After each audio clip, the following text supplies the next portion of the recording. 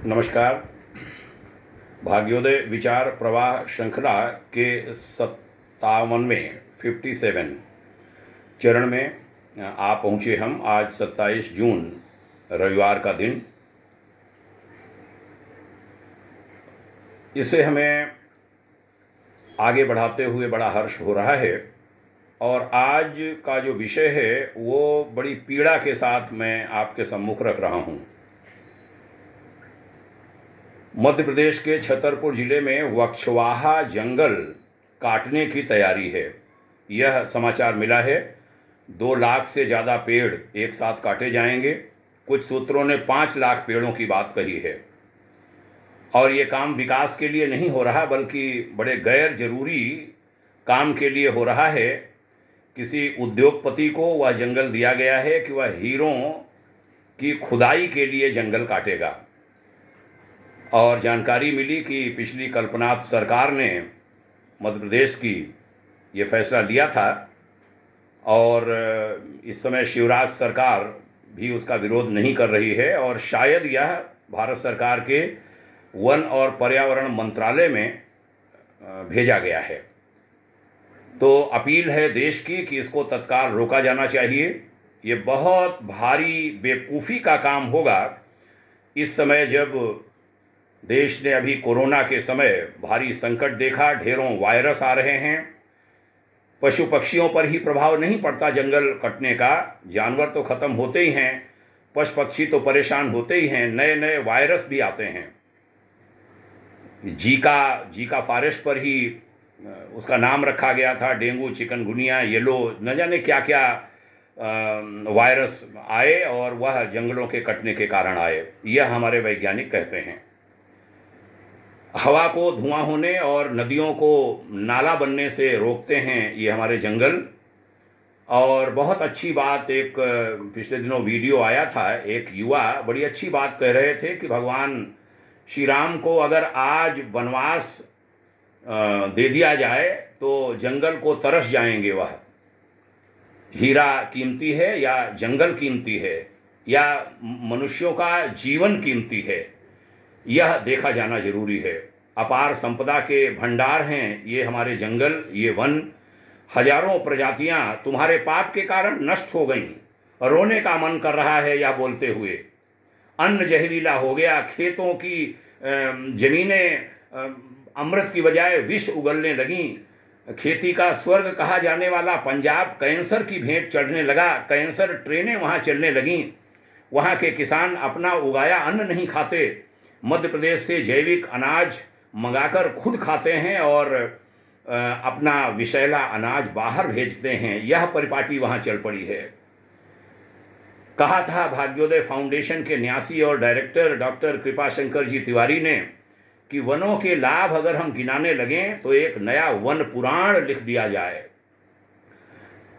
कहा कि एक पेड़ $39,23,136 के समतुल्य लाभ दे जाता है अपने जीवन में। एक दरख्त इस प्रकृति को, इस दुनिया को कार्बन डाइऑक्साइड सोखकर हवा की गुणवत्ता को बढ़ाकर, सामाजिक लाभ देकर, तूफान, पानी आदि से जुड़ी ढेरों आपदाओं को रोककर और कहें कि ऊर्जा बचत इत्यादि कितनी सूची बनाई जाए, उनके जरिए समूचा एक पेड़ क्या दे जाता है, समूचा जंगल क्या दे सकता है। जब एक पेड़ की हमने बताया ये डॉलर में राशि है, $39,23,136 एक पेड़ लाभ देता है, तो पूरा जंगल कितना लाभ देता होगा। क्या उससे किसी हीरो से तुलना की जा सकती है? ये नासमझी क्यों हो रही है? एक पेड़ लगाना मुश्किल है, उसकी सेवा करके कैसे खड़ा कर पाते हैं और पूरे दरख्त काट दिए जाएं। और देश चुप है, मीडिया चुप है, सारे लोग चुप हैं, कोई विरोध नहीं कर रहा। कहाँ ले जाएंगे हम देश को? अरे उत्तराखंड की 2013 की जल त्रासदी, हम थे वहाँ उस समय ऋषिकेश में, आंखों से देखा था। इन्हीं वनों के कटने के कारण, पेड़ों के कटने का नतीजा थी वह जल त्रासदी। पहाड़ कमजोर हो गए। शिवजी की जटाएं कहते हैं, गंगा जी ने जटाओं में वो उतरी थी भागीरथ जी की प्रार्थना पर। गंगा जी को धारण किया था शिव जी ने, मालूम नहीं क्या हुआ होगा। शायद यही पेड़ रहे हों। यदि ये पेड़ कटे तो गंगा जी बिफर पड़ी। हमने देखा है वहाँ तांडव गंगा जी का उस समय त्राही त्राही मची हुई थी। पेड़ों के कटने के कारण हुआ यह। कहते हैं वहाँ 60 लाख पेड़ काटे गए थे पहाड़ पर इसी विकास के लिए। ये पेड़ धरती के फेफड़ों का काम करते हैं। कोरोना में देखा नहीं, फेफड़े खराब हुए तो क्या क्या हुआ, तांडव मच गया हॉस्पिटल से।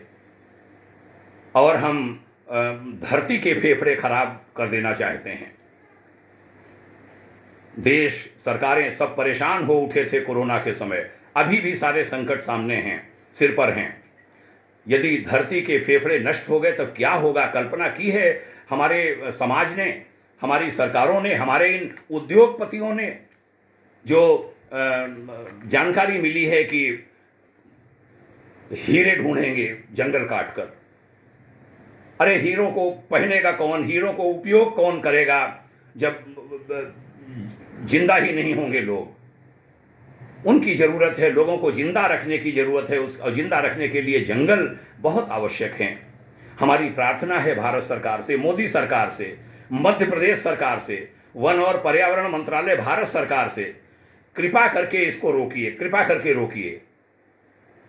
जनता में लोग बोलेंगे नहीं, धर्म गुरु कोई बोलेंगे नहीं, पर्यावरणविद चिल्लाते रह जाते हैं, सुनते नहीं। बहुत प्रार्थना है सारे पर्यावरणविद सामने आवें, लोग आगे आवें, समाज आगे आवे, धर्मतंत्र आगे आवे। ये राजनेता जो राजनीति की बात किया करते हैं, तमाशा किया करते हैं, फालतू की बातों में समय लगाते हैं, वह इसको रुकवाने का प्रयास करें। और जो भी उद्योगपति हो, शायद बिरला जी के लिए पता चला है, तो जो भी हो वह भी कृपा करो, बख्शो हमारे देश को। ये विकास हीरो से नहीं होगा, ये विकास पर्यावरण को, लोगों के जिंदा रहने से होगा। हमारी सनातन संस्कृति में एक पेड़ कहा गया 10 पुत्रों के बराबर होता है। एक पेड़ की हत्या हुई माने 10 पुत्र मार दिए गए। वृक्षों के महत्व पर विष्णु धर्म सूत्र 19/4 में बड़ा अनूठा गुणगान किया गया है। पीपल, अशोक, पाकड़, बेल, बरगद, आम, कदम्ब आदि के पेड़ों को लगाने के अनेक लाभ बताए गए हैं। यहाँ तक कि उनको अनेक मनोकामनाओं की पूर्ति की बात भी उसमें कही गई है विष्णु धर्म सूत्र में। साहित्य भारी संख्या में रचा गया है। हमारे वृक्षों पर प्रचुर मात्रा में उपलब्ध है साहित्य। एक कविता बड़ी प्यारी है, उसका भाव मैं आपके सम्मुख कहना चाहूँगा और आज की बात का समापन करना चाहूँगा कि वृक्ष आजीवन देता ही देता है, वह लेता ही नहीं, वह देता है, वह देवता है। और जीवित रहने पर शरण देता है तो कटने के बाद भी लकड़ियाँ, चौखट, दरवाजे देता है। और तो और अपनी सांसों से हमें सांसें देता है, तब हम जीवित रह पाते हैं। बाढ़ में नदी पार करने के लिए नावें देता है। जो इंसानी बिरादरी उसे जीने का अधिकार नहीं देती और उन्हें काट डालती है, उन्हें मेजें, कुर्सियां, न जाने क्या क्या देता है। और तो और तुम्हारे मर जाने पर तुम्हारी अंत्येष्टि, तुम्हारे अंतिम क्रिया में भी वही मदद करता है, वही काम आता है। गड़े खजाने को खोदने के लिए जब हम उजाड़ देते हैं जंगलों को, तब वह मूक पक्षियों के लिए, उनके घरौंदे बनाने के लिए पत्तियां दे जाता है, न जाने क्या क्या दे जाता है वह। इनको कृपा करके बचाइए। जो भी जिन भी उद्योगपति के साथ मध्य प्रदेश सरकार का सौदा हुआ हो, समझौता हुआ हो, कृपा करके इस समझौते को सभी वापस लीजिए। 2 लाख बताया गया, कोई 5 लाख कहता है। 5 लाख, 2 लाख पेड़ों के कटने का, दरख्तों के कटने का दुष्परिणाम आपको मालूम है क्या होगा? लग पा नहीं रहे हैं, फालतू की बातें होती हैं। पौधे लग गए, पौधे, इतने पौधे लगाए जा चुके हैं, हम भी सरकार में रहे हैं, इतने पेड़ लगाए जा चुके हैं कि भारत में उतनी जमीन नहीं है, बचते हैं नहीं। और जो खड़े हैं उनको मार दो, खत्म कर दो। प्रार्थना है माननीय मोदी जी की सरकार से, कृपा करके इसको रुकवाइए सख्ती से और देश को बताइए कि हमने रोका है। मध्य प्रदेश सरकार अपना प्रस्ताव वापस ले, वन पर्यावरण मंत्रालय वापस करे, उसको मना करके, रिजेक्ट करके वापस करे। इसकी आज बड़ी आवश्यकता है। यह वीडियो भाग्योदय फाउंडेशन हर जगह पहुंचाने का प्रयास करेगा।